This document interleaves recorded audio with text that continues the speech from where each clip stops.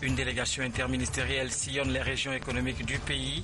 Elle partage avec les populations le contenu du programme d'urgence de développement communautaire du gouvernement. Les besoins vitaux de ces populations seront intégrés dans ce programme. L'heure de vérité en Centrafrique, le deuxième tour de la présidentielle a eu lieu ce dimanche. Les Centrafricains vivant à Lomé ont participé au vote. La Saint-Valentin, c'est ce 14 février. On se bouscule pour offrir un cadeau à un être cher. Du rouge et blanc partout. Les origines de la fête dans cette édition. Bonsoir, bonne fête de la Saint-Valentin à tous. On met le cap tout de suite sur les préfectures de Wawa et de Lamou dans la région des Plateaux, où s'est rendue une délégation ministérielle. Celle-ci a mené une consultation avec les populations dans le but de recueillir leurs besoins les plus vitaux en vue de les intégrer dans le programme d'urgence de développement communautaire du gouvernement. C'est un reportage de Yves Aguevifi. Problèmes d'eau, d'infrastructures socio-économiques et marchandes, d'énergie, de santé et d'éducation, sans oublier les infrastructures routières. Ce sont là les différents domaines de préoccupation dans lesquels le chef de l'État, Fabrice Zinania Singbe, veut s'investir pour améliorer de façon pratique et urgente les conditions de vie des Togolais à travers le programme d'urgence de développement communautaire PUDC et cette population elle-même de définir leurs priorités parmi les données déjà disponibles. L'identification des besoins urgents au niveau des préfectures de Wawa et d'Amou s'est déroulée sous la direction des ministres Senou de l'Habitat et de Nyofam des infrastructures et transports. Il s'agit donc que ce soit ces populations elles-mêmes qui expriment leurs besoins urgents afin de pouvoir répondre à leurs attentes et atteindre l'objectif du programme du chef de l'État dans ces 5 ans, à savoir un programme axé sur le social. Et donc, il va falloir que, à la fin de ce projet, qui va durer 3 ans, que la pauvreté soit réduite dans les communautés à la base. S'il faut faire 2 forages dans Badou, Badou a plusieurs villages. Badou comporte plusieurs localités. Où est-ce que précisément le forage doit être fait pour que la population se dise « Ah, aujourd'hui, nous avons enfin de l'eau potable à notre disposition ». C'est ça. Donc c'est un travail technique et le chef de l'État a dépêché les membres du gouvernement pour venir appuyer ce travail-là, pour montrer aux populations qu'il s'agit d'une priorité pour lui et qu'il tient à réaliser ce programme-là qu'il a promis à la population lors de la campagne pour la présidentielle. À l'issue de cette rencontre, les équipes techniques devront disposer des tableaux commentés par région, préfecture et canton, des besoins validés des populations et de l'existant, de même que la situation des localités déficitaires en infrastructures, équipements et services sociaux et économiques de base.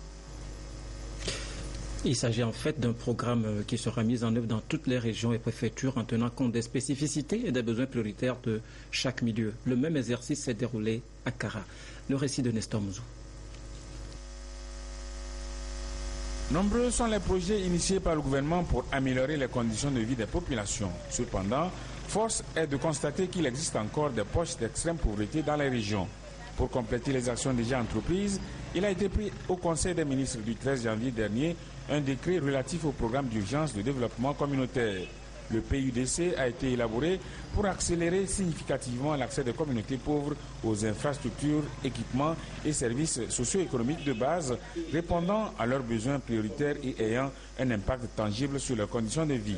Avant de commencer l'exécution de ce nouveau programme, une mission interministérielle et technique a été mise sur pied pour faire le tour des régions en vue de l'expliquer aux acteurs locaux de développement et prendre en compte leurs suggestions.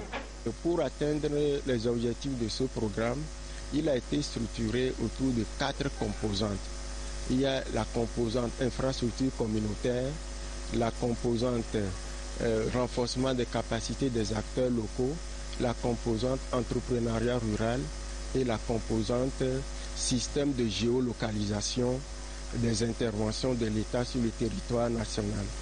Mais notre présente mission au niveau de la région de la Kara, qui concerne la collecte des besoins prioritaires s'adresse essentiellement aux 3 premières composantes. Le président de la République a placé son nouveau quinquennat sous le signe du développement social.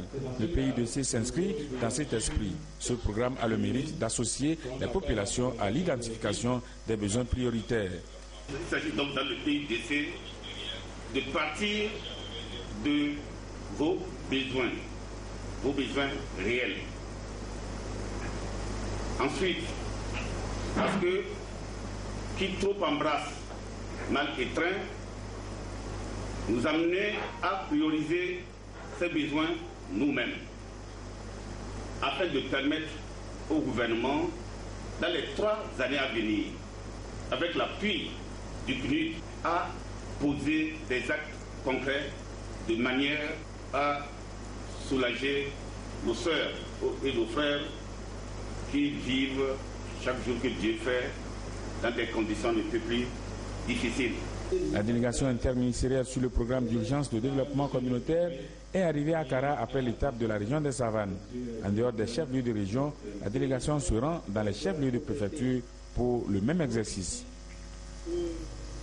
Non loin de là, les acteurs impliqués dans le projet de développement de la production rizicole dans la même région se sont retrouvés pour dresser le bilan des activités menées l'an passé et bien évidemment explorer leur plan d'action pour cette année. Nestor Moussou.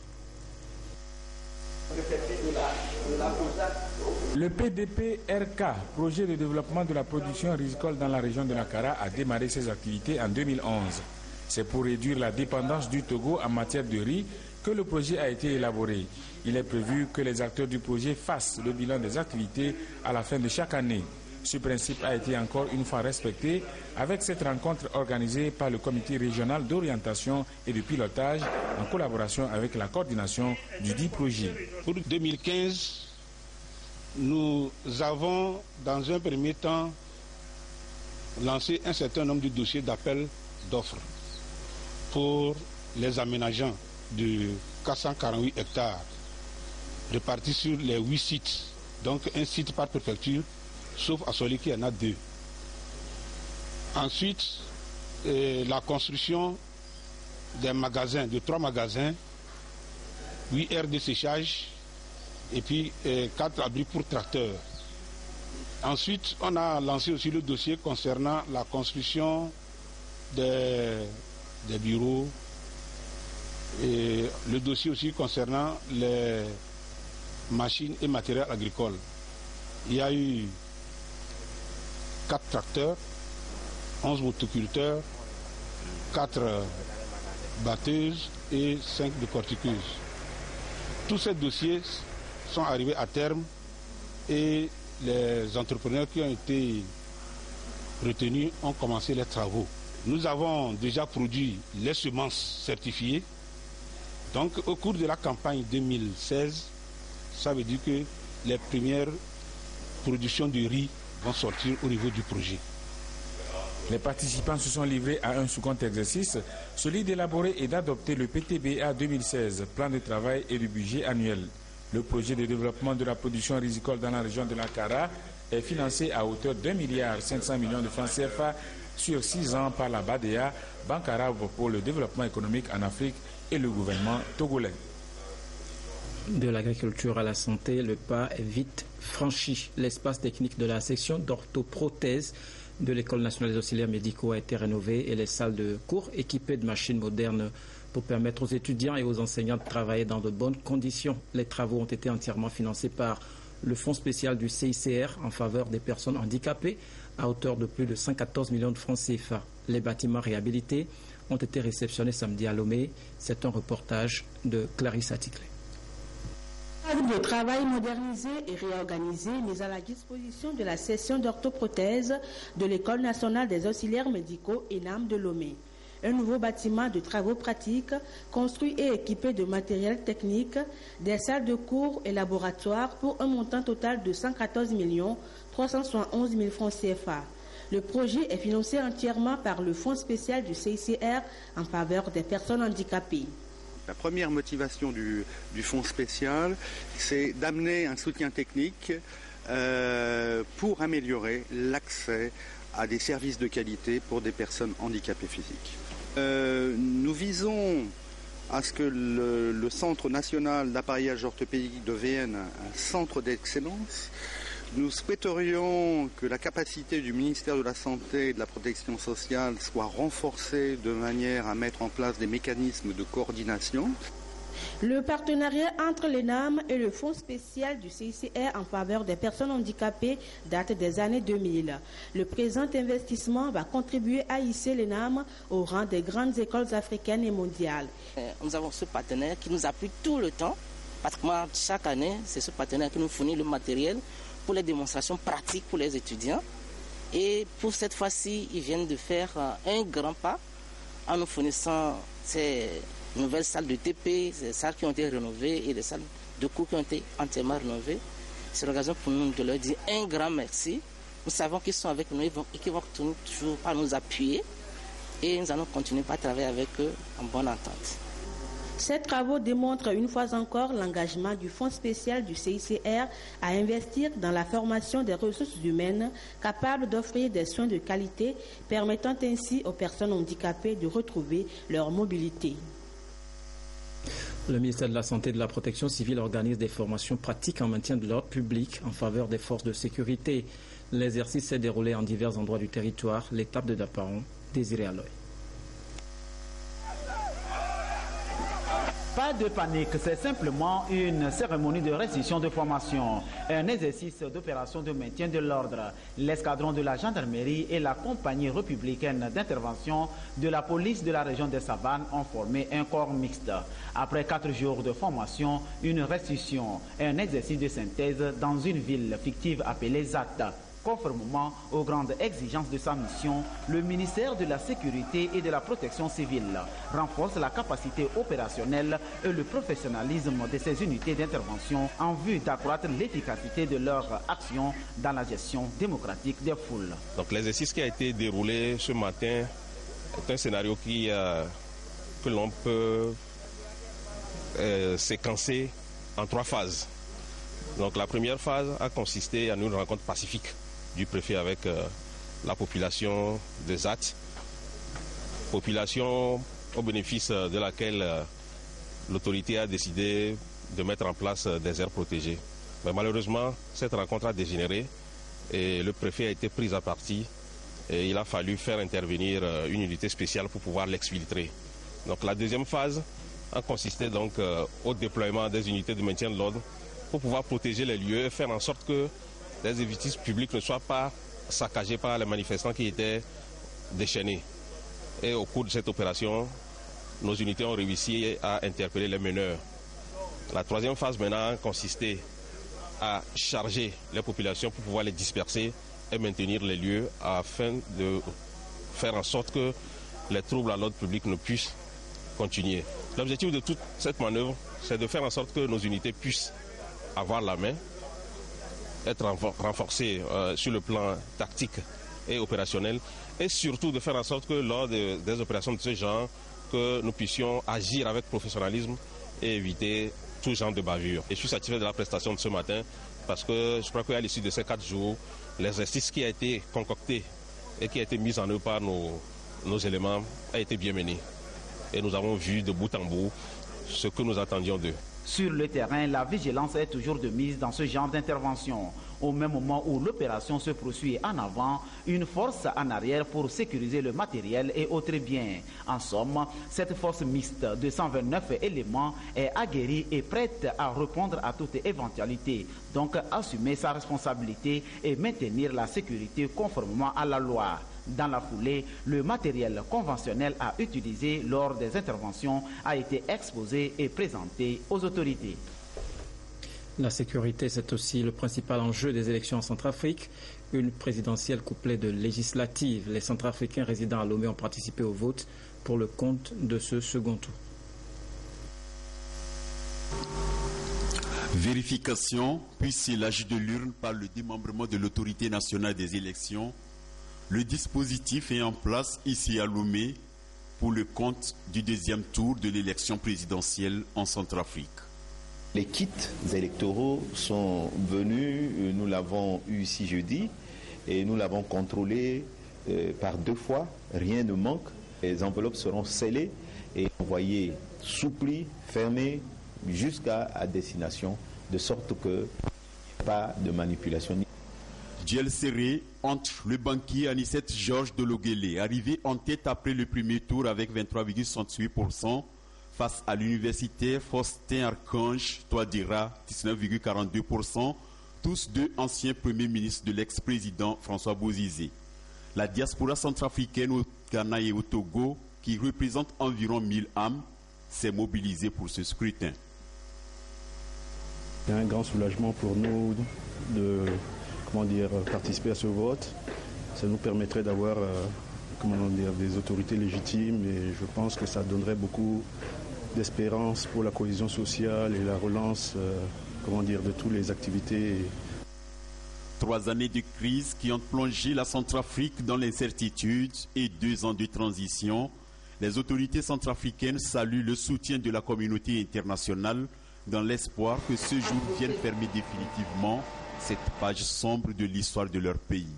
Cette journée est cruciale pour la République centrafricaine parce que nous avons traversé des moments terribles, on ne s'y attendait pas, mais maintenant tout le monde a pris conscience qu'il faut absolument avancer parce que la Centrafrique a reculé de plusieurs décennies d'années.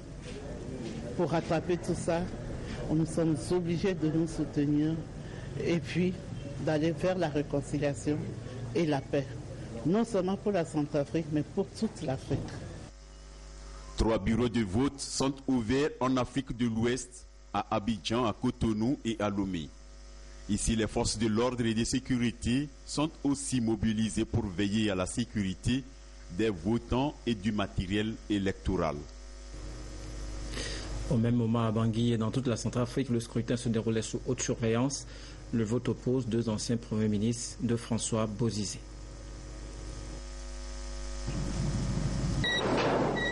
C'est le passage obligé pour accéder au bureau de vote. La sécurité a été renforcée pour ce scrutin.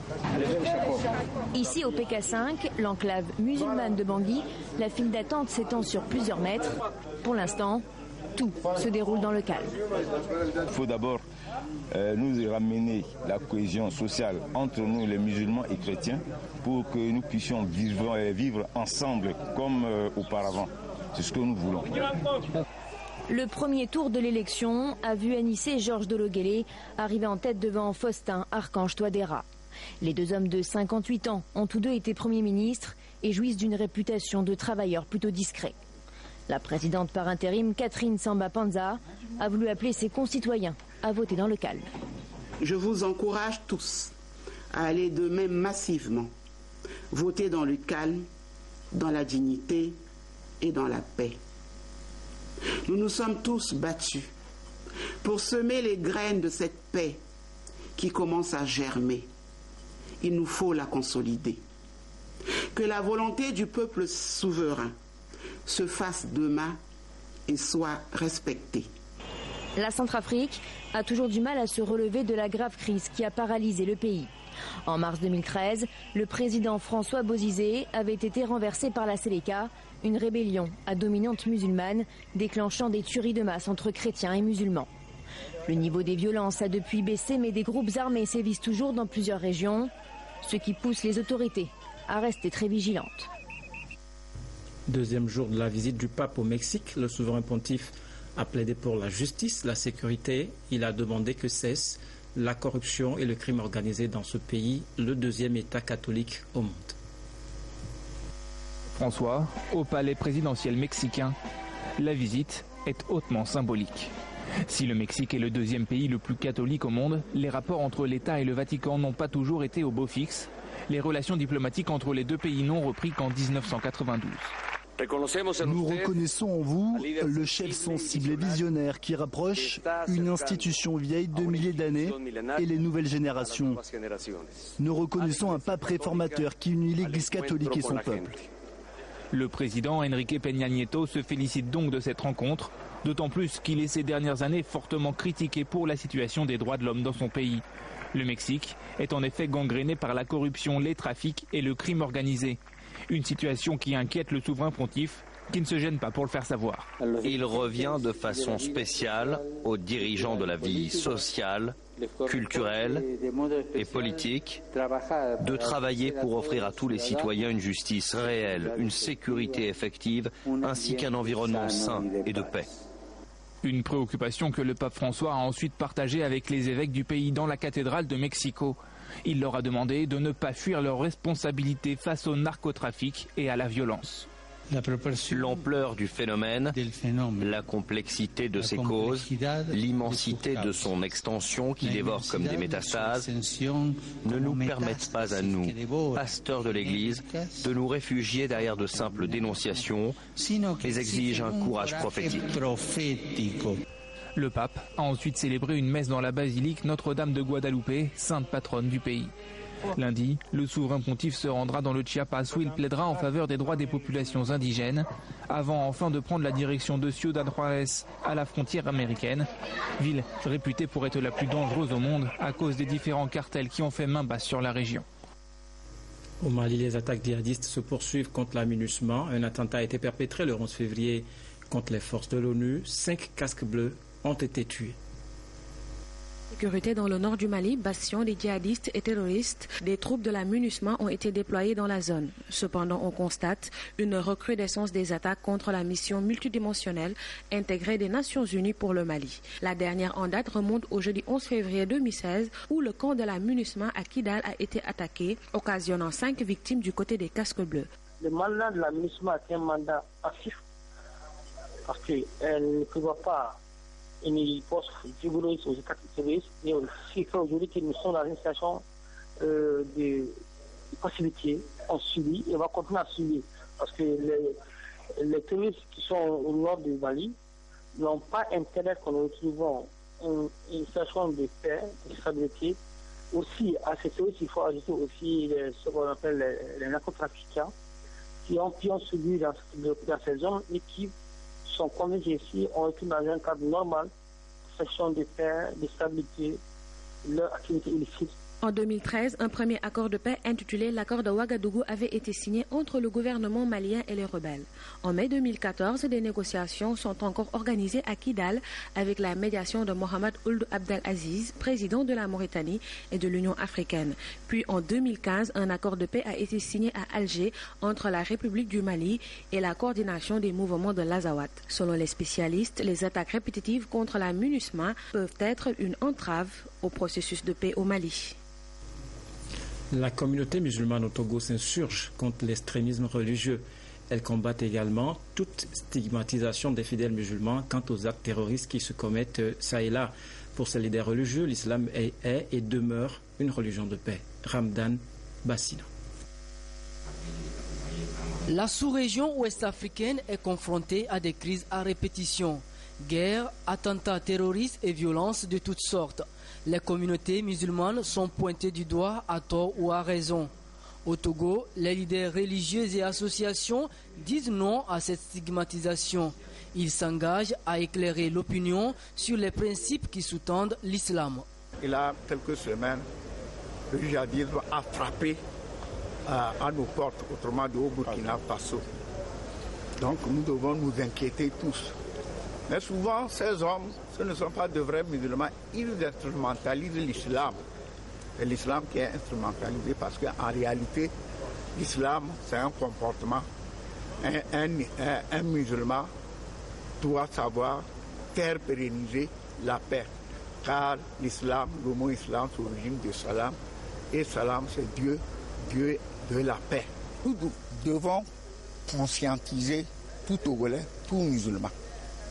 Nous devons le sensibiliser. Le Togo est un pays laïque, mais la montée de certaines idéologies, l'extrémisme religieux prôné par certains groupes laisse craindre des dérives. En ce qui concerne la communauté musulmane du Togo, elle s'engage toujours à œuvrer pour la paix, l'union et la solidarité. Le gouvernement se félicite de cet engagement. Il n'y a pas de raison que les gens dénaturent ce que le prophète a fait. Il n'y a pas de raison que les gens donnent une autre interprétation à ce que c'est que l'islam. Le gouvernement va prendre ses responsabilités pour sécuriser tout le pays, pour mettre en confiance toutes les confessions religieuses. Et je crois et je suis très heureux que ce soit l'Union musulmane qui ait pris ces mesures qui va aider, qui va faciliter la tâche au gouvernement pour que lorsqu'on parle de l'islam, que les gens ne voient pas derrière l'islam la violence. Je demande aux frères et aux sœurs, notre religion n'est pas si compliquée que ça. Restons dans les limites prescrites par le prophète, nous n'aurons pas de problème. La conférence a aussi décidé de mener une grande campagne de sensibilisation sur l'islam comme religion de paix sur toute l'étendue du territoire. Les organisateurs entendent aussi proposer des mesures pouvant permettre de prévenir toute forme de violence. Aujourd'hui, 14 février, c'est la Saint-Valentin. Un cadeau, une fleur, un geste pour exprimer son affection à un être cher. L'histoire de la Saint-Valentin nous est revisitée par Augustin Kossi et Demsou Soupo. Un cadeau symbolique, un geste d'amour pour faire plaisir à son bien-aimé. La Saint-Valentin est considérée dans nombre de pays comme la fête des amoureux. Les couples en profitent pour renforcer leurs relations amoureuses. Des cadeaux ainsi que des roses rouges, emblèmes de la passion. Partout, le rouge et le blanc restent des couleurs les plus prisées. À l'occasion de cette fête laïque, l'amour est célébré dans toutes ses dimensions. Son sens n'est pas anodin. La première mention de la Saint-Valentin à connotation amoureuse remonte au XIVe siècle en Angleterre. On croyait alors qu'au 14 février, les oiseaux s'appariaient. Valentin, un moine, selon les traditions antiques, arrangeait des alliances pendant une période d'interdiction de mariage aux soldats romains, ce qui lui a coûté la vie. Le 14 février serait lié à son martyre, ainsi qu'à son billet envoyé à la fille de son geôlier la veille de son exécution. Voilà, ce journal s'achève. Merci de nous avoir suivis. À très bientôt. Au revoir.